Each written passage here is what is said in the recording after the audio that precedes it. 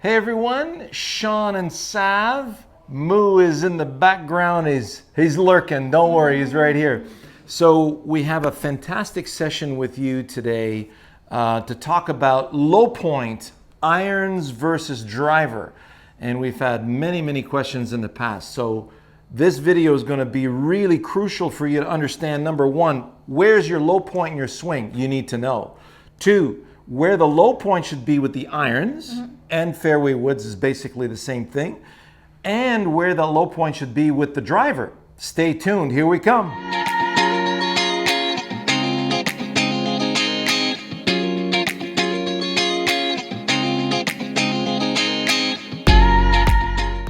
But before we continue, of course, you need to subscribe, like, comment, and hit the notification bell. There we go. That little bell there, you click on that and it's gonna advise you next time we have a video. You don't want to miss our videos. They're gonna be way too awesome. So let's get with it. Okay, number one, we need low point. So the first thing we need to do is get a ball and a string. This Ernest Jones had the penknife on a handkerchief drill. So you take what everybody had a penknife in those days, and you tie it to a handkerchief. Everyone had a handkerchief in those days, and it makes a nice circle. So notice where the low point of that is. Now my brain says, okay, you're a little far, get closer. You're a little high, get lower. So there's me clipping the tee. You can see where the low point of that arc is. Now, in the human machine, Sav, stand right over there. If I take my club and my arm and I put it into a nice ball and a string, notice how the center of that machine is my shoulder. And you can see how the low point is right underneath my shoulder, right there. So it creates this nice big circle that bottoms out at the right place. If we bring both arms together to take the grip, the two arms reunite right here where my microphone is, right in the center of my sternum, right? The top of the sternal notch here. So if I swing back and through, notice where the low point will tend to be just slightly forward that way and just slightly back this way. So if I put it right next to the tee, you can see that the low point is just past the tee in both directions. So Sav, come on back. Now, with the irons, a lot of you don't realize that you're actually gonna catch the ball first and then cut the grass. So remember, this is a grass cutting tool or it's a, carpenter's hammer, right? So we're gonna go with the hammer. Here's your door frame, Sav. So if we put the ball right here in front of this door frame, there we go. And you're going to set up like you're going to squeeze that ball straight into the door frame. So let's see you take your backswing. Show me how you would squeeze that sucker right through. So notice, that's perfect, stay right there. So notice where her hands are, right here, well in front. So the club, keep going. The club comes down, catches the ball. Then, if you notice, the leading edge of the club is going to cut the dandelion stem. So imagine there's a dandelion stem growing out from the center of that golf ball, and we're going to cut it up against that, that cutting board. So the low point is actually going to be where this pink tee is, right? Yeah. So go ahead and set up. Backswing and stop. Notice how Sav isn't drifting away from the door frame. Come on in and squeeze that sucker. Notice how she's coming from the inside and squeezing right through. So now, if we put this, take that out. Notice that rubber tee in front, Sav? Yeah. So that rubber tee represents your low point, doesn't it? Right. So let's see you squeeze through the door frame.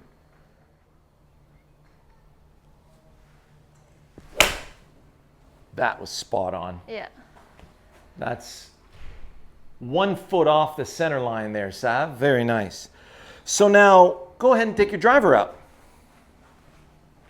So everyone can see now, if you had a fairway wood, the fairway wood is wider. It's the center of mass is a little bit further back from the shaft. So you'll play the ball a hair forward of that. So let's just pretend, actually, Sav, pretend that's a fairway wood, okay? Mm-hmm. And you're going to drive that through the door frame. So show me what that would look like. Notice how her hands are still forward. Notice how naturally, because it's a longer shaft, the angle of attack is shallower, and the low point is still going to be here in front. Yeah. Now, we put the ball on a tee. What's the diff, Sav? Here's the low points back here because you have to catch it on the way up.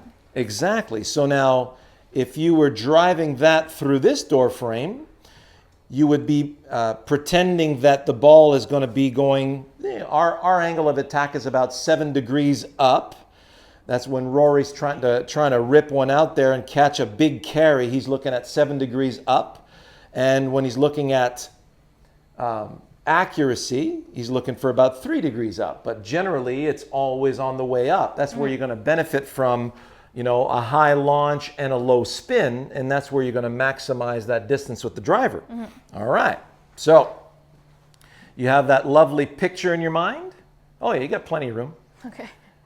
Okay. So we're going to be throwing it to the left edge of that hole right there, right toward that blue flag.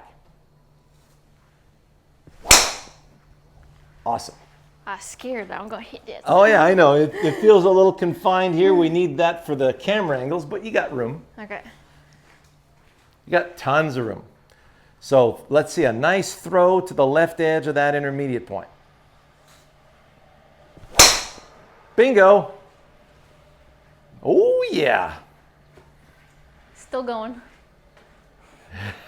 We have to back up the range for you.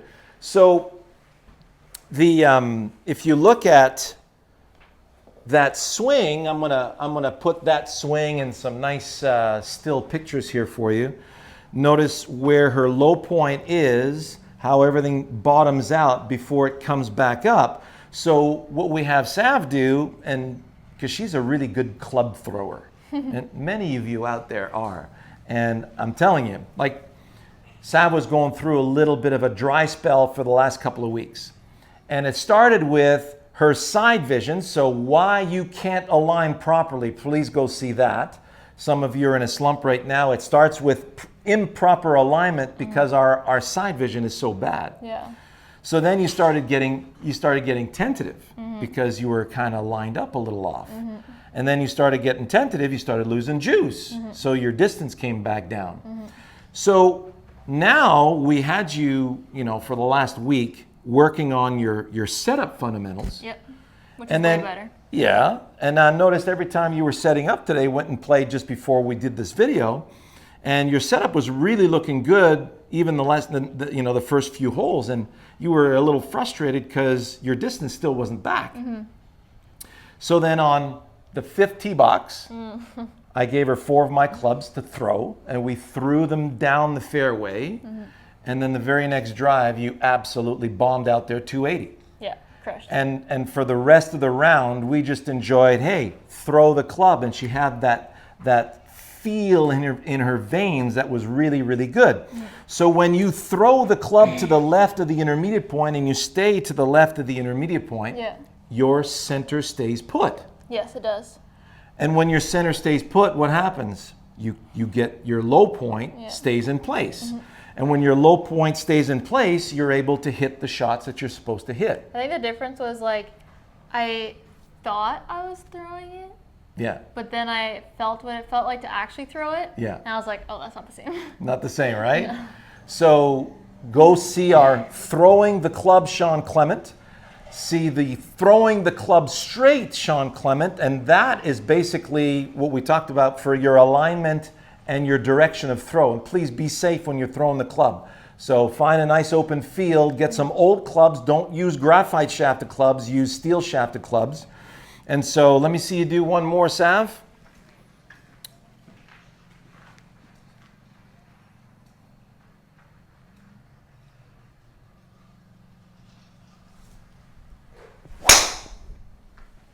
Awesome.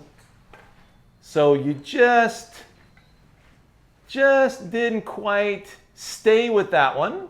But it was compressed nicely. There you go. So that was your 250 yard, 246. That's a, yeah. Good And then miss. let's look at, say, just a little bit slightly up, right in the center of the face, Yeah. but didn't quite release that throw, right? Yeah. So let's see you throw it with some momentum now.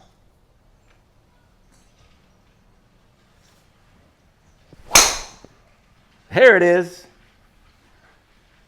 It was a little fade, but it was right on line. That's it. Sorry about the glare in the glass, you guys, but again, if we look at, you got that, see, that's 2.6 up. It's still a little bit out to in though, isn't it? Yeah. But that was right in the center of the club face. So that just means either the machine is not lined up properly or you're just not throwing it to the left edge. Did you stay with that one? I could have stayed with it more, I think. Yeah. Let's see it. So, good. Let me go out here. So you're going to throw it just over the brown patch, right down the middle of it. Yes. Hang on just a second. Stay to the right of that. Or, pardon me, to the left of that. So you feel where that started? Yeah. Now go ahead and give it a nice throw.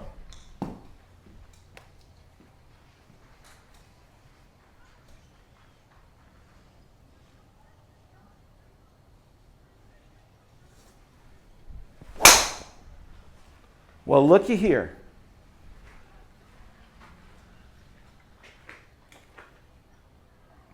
So we just added a few yards to that, right? Now you're 260. Yeah. Gonna have to work on the delay on that thing. So 1.7 up, right in the center of the face again. 100 miles an hour, just a little over 100 miles an hour club speed. Yeah. So, but you still didn't release that, right? But you're so close. Yeah. I think it's just because you feel a little restricted with the Yeah. with these lockers behind you. Yeah. Okay, so we'll cut her a little bit of slack. At least I saw how she was hitting it on the golf course just before we got here for the video, so you're good. No We're worries. So I hope you enjoyed that low point video. Really, really key for you guys to get solid contact and staying with a specific task. Okay, you can see the hammer through video that's going to give you that feel up against that door frame. So you marry that between your throwing the club and your hammering drill, and everything should be hunky-dory. Don't forget to subscribe. Oh yeah, that's right. You gotta Leave a comment. subscribe. Leave it, yeah, give us a comment, give us a question. We'll be glad to answer. All the best.